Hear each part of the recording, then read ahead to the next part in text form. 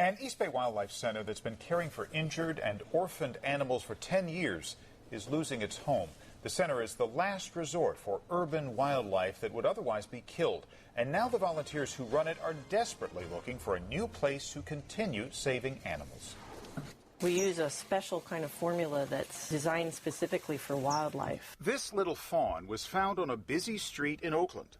He was actually following people and crying as they walked down International Boulevard. These 2-week-old squirrels were discovered alone and starving at Lake Merritt. And this baby hummingbird was found lying on a sidewalk by a little girl on a skateboard. She saw it at the last minute and stopped and scooped him up. All of these animals are now getting life-saving care at the Yggdrasil Urban Wildlife Rescue Center in Oakland. The center is named for a mythological story, but the care the animals receive is very real.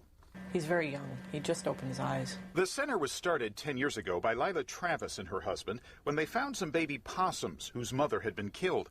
They quickly learned that when it came to rescuing wild animals in Oakland, they were on their own. So there just weren't the resources in the city to help these animals, and as a result, because nobody had the expertise, they were euthanized. The couple took action, and little by little, their efforts grew into a wildlife center that now saves 500 to 600 animals a year. About 50 volunteers care for the animals. The youngest babies sometimes go to foster homes first. Margaret Seidels is in charge of the squirrels. These tiny babies have to be fed every 3 hours. So Margaret carries them around wherever she goes. I think it's important to save urban wildlife because I feel kind of bad.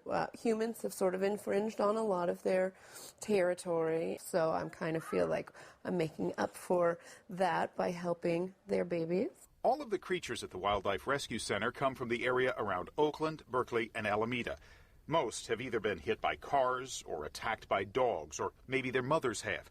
The animals get rehabilitated, then released in a safe place, as close as possible to where they were found. As they grow, they're going to become more wild, and, you know, just like human teenagers, when they get to be at that point, they're not going to want anything to do with us. The Wildlife Center is in the Oakland Hills on 1/3 of an acre.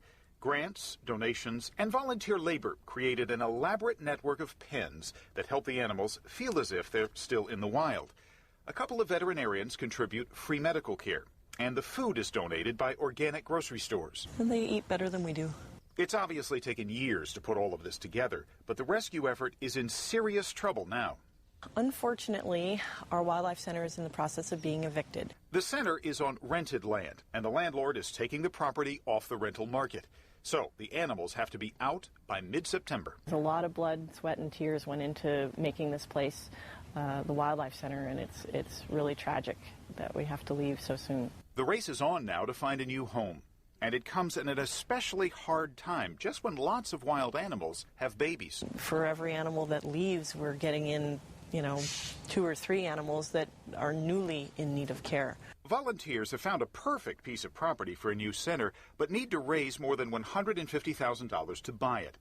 That may not happen fast enough, so they're looking for other creative solutions, determined to continue their life-saving work. It's actually quite rewarding when they're old enough to be released and you know that they can take care of themselves and that we've done a good job. One more, buddy. Here you go. Come on. And you can see what a good job they are doing. To volunteer or donate to the Wildlife Center or to get humane help dealing with wild animals, maybe in your neighborhood, go to abc7news.com and click on See It on TV for a link.